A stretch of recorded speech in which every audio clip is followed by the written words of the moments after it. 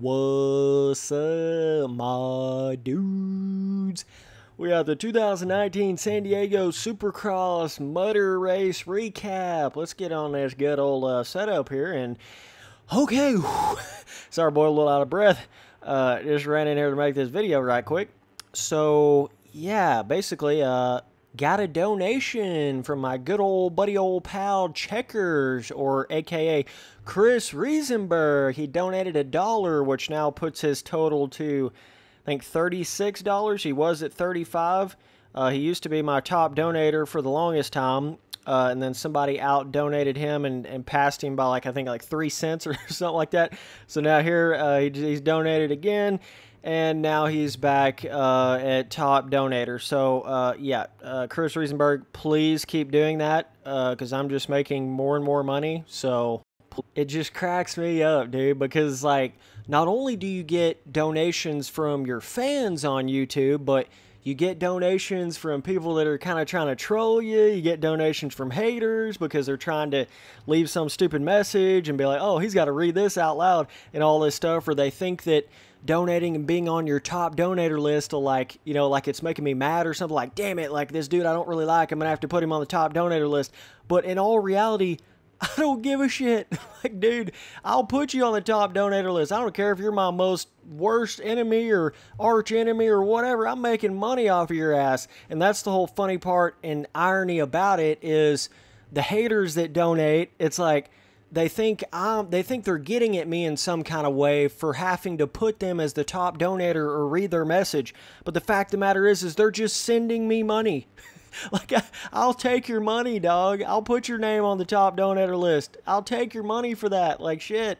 You know, you ain't hurting my feelings at all. But, oh, man, I just find it to be so funny. But, yeah, so San Diego 2019 race recap. A little bit of a crazy race, so I was not expecting the mud conditions at all. But there's a lot of little interesting things that have happened so far in the season. And, by the way, I'm actually on the San Diego custom track for the first official Monceu Supercross game, and I just have it set on wet track, not actually rain, trying to replicate the real life conditions as much as possible.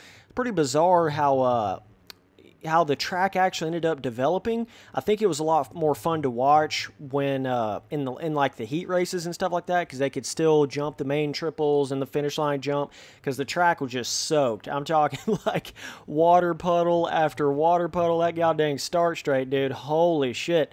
They were literally like full-blown car wash level on the bikes on the start.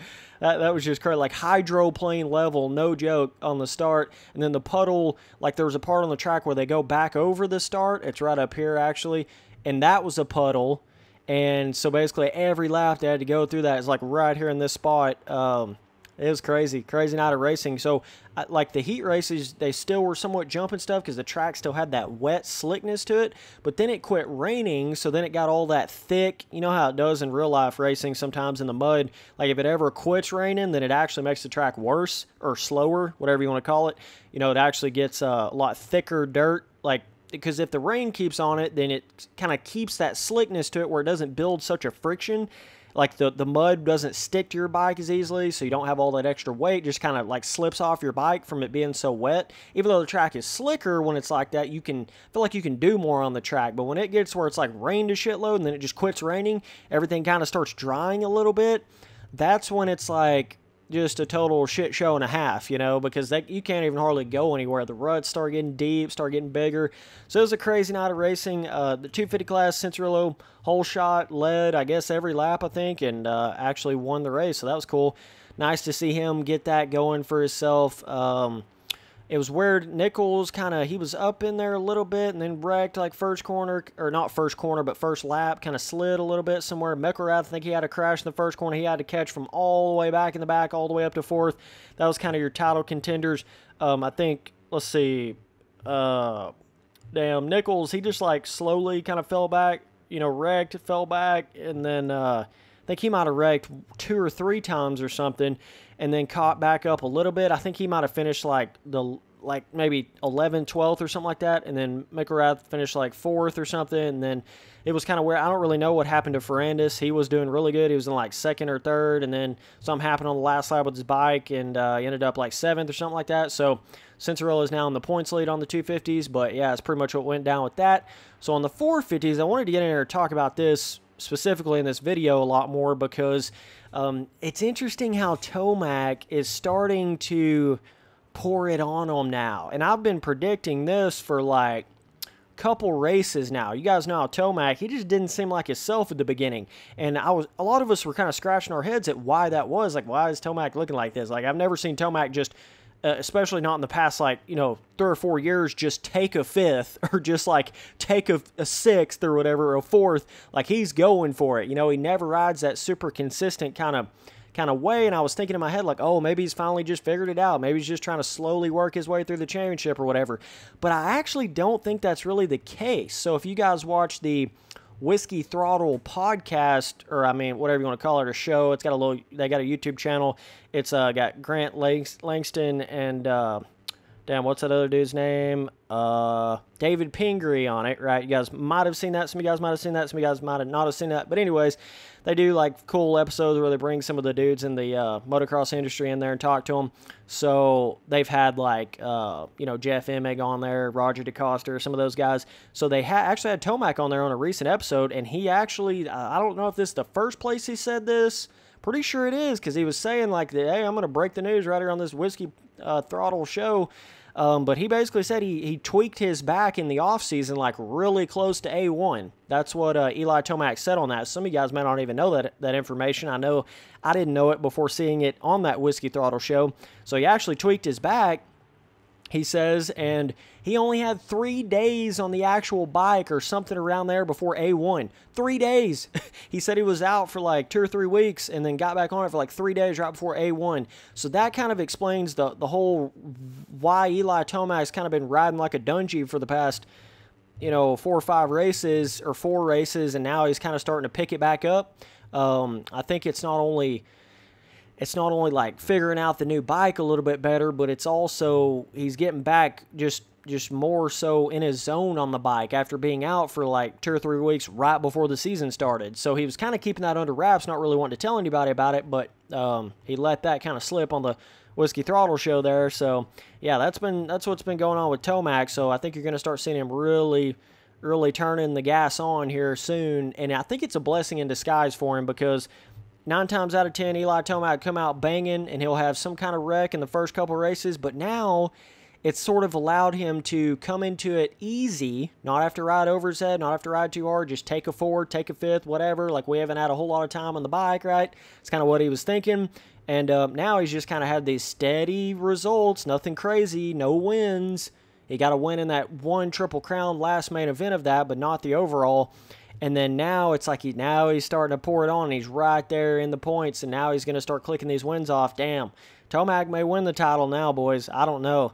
I was not expecting him. I just was not expecting that at all, but him having that sort of injury kind of changed the whole dynamic of it there. So either way, in the 450 main event, basically Tomac gets out front, runs a steady race the whole race. Webb kind of had a bit of a weird start, like kind of sort of mid-pack start, and then I noticed him get behind Mouscan, kind of the famous little Mouscan, like comes to a complete stop, and then all Webb can do is kind of get on his brakes, and he just did a little stoppy and flipped over the front of the bike. Really slow crash, but when it's in the mud, it costs you a lot of time, man. So, but a lot of people don't realize, a lot of people thought there was just something on the track right there in that one spot, and that's what caused Mouscan to slam on his brakes to come to a complete stop, and then that's what caused Webb to go down, like there was a hole in the track or something. But if you realize, if you was actually watching the race, you'll notice that freaking Mouscan was doing that in a lot of places. Mouscan was like almost coming to a complete literal, like he'd come into a corner, come out of it, and he would get like right down here slow and then take back off like that. And Webb almost ran into him a couple times before this actual little stoppy incident where Webb flipped over. Like, if you were watching it really close when all that went down, you'll notice Mouscan came to a complete stop a couple times before that. So I simply think it was one of those things, Mouscan, I don't know what the hell he was doing. just coming to absolute complete stop on certain parts of the track, and Webb don't really want to get out of the main line, you know what I mean? So he's just kind of in for the ride there on certain areas of the track where he doesn't want to get out of the main groove, and then it just finally bit him right there at that one point, because Monceu came to another full-blown complete stop, and all Webb could do was try to slam on his brakes, and it flipped him over the front. So yeah, that was bizarre how Monceu was riding like that. It was a little weird, but Webb would have done better had that not happened. Roczen was right there. Tomac actually had a little incident where he got caught on the tough block a little bit, and he was trying to apparently go slower so that it didn't catch the tough block cover in his sprocket, because when that happens, it basically fucks up their whole race. So he like basically played it really slow. I thought something happened to his bike when that happened. I was like, oh shit, Tomac's out. But he was just playing it really slow, trying not to get anything caught in the sprocket. So that was really smart by him. But then kind of got going again. Almost got caught up with a lapper there at the last lap, and then finished it off. Roczen was right there. Roczen could have passed him had Tomac had any more little mistakes there. Roczen's right there in the points still. Webb fell back a little bit in the points.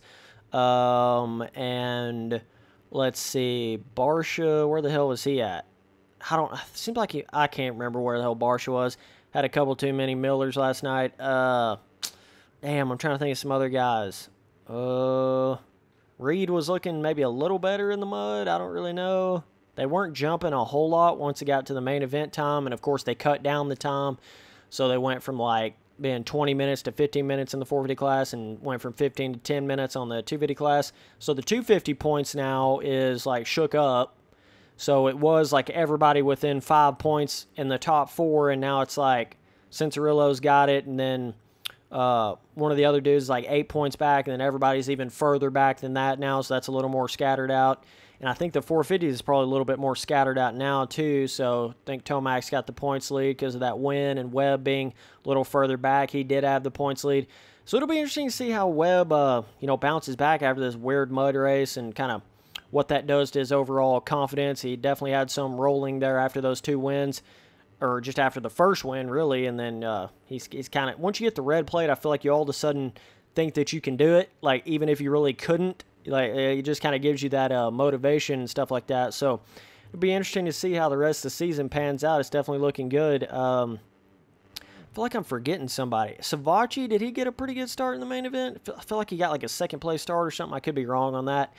But Plessinger, he was looking a little bit better in the mud as expected, but nothing like spectacular. You know, I was expecting Plessinger to possibly win this race on the 450 in the main event, but that didn't really pan out. When Tomac gets a start like that and he doesn't have any real wrecks or mistakes, he's getting her cooking. So, yeah, with this whole thing with Tomac's little back tweak or whatever you want to call it, before the season, I think it's actually helped him. Like, weirdly enough as it is, I think it's kept him calm in the first couple crazy rounds and not got too over his head. So now he's still right there in the points. He doesn't have this crazy points deficit like he has had in the past 2 Supercross seasons. So he's definitely got the ability to do it. Roczen does too if he'll keep out of trouble. Webb could get back up in there as well in 450 class too. So it'll be cool to see everything. But yeah, I just wanted to come in here and kind of recap all that. It was a crazy night of racing. Hopefully we don't have too many more of those mudders. Could have a damn snow race in the next race. But, yeah, the mudders, I mean, they're cool every once in a while. I feel like it's cool to have, like, 1 mudder a year. When you start having 2 mud races, especially 2 mud races in the same coast, good God, bro. Like, that's a little much in my opinion. And I know they can't control it, right? It's just Mother Nature. But I'm just trying to get at, like, what's the most fun to watch as a person that watches every single Supercross race and all that. I feel like it's cool to see 1 of them a year, but that's about it. I mean, that's crazy. Think about if you'd have been somebody that really practiced in the mud, how much that would have benefited you being in this West Coast. You know how short the 250 championship is. It's only half the amount of races is the 450 Supercross. So just imagine you being in the West Coast 250 Supercross championship, and you practice on mud all the time, and you get 2 mud races to try to do it, to try to really, I mean, that is like a total randomization of, because it's just like a lot of people that wouldn't normally win can win in a mud race. But I think this race definitely showed the true competitors, the true dudes that can do it in any conditions. You know, that being Cianciarulo and Tomac, they just went out there and tore them up, man. No other way to say it. They both looked really good. It was like what you'd call pretty dominating performance. Like, they didn't really have to fight too hard for it. Just flowed all the way around the track, all the way through the race, and got it done. So that's good for those dudes. It'd be cool to see both of those guys win championships, Cianciarulo and Tomac, even though I'm not like super fans of any of the guys on the line right now. I like both of them, though. I think they're both pretty cool, so it'd be cool to see them win. But, you got Marvin Muscan there still, I guess, somewhat in the points. So that was kind of one dude that I might have forgot a little bit. But either way, boys, that's it for this recap video. Appreciate you guys watching. Later, dudes.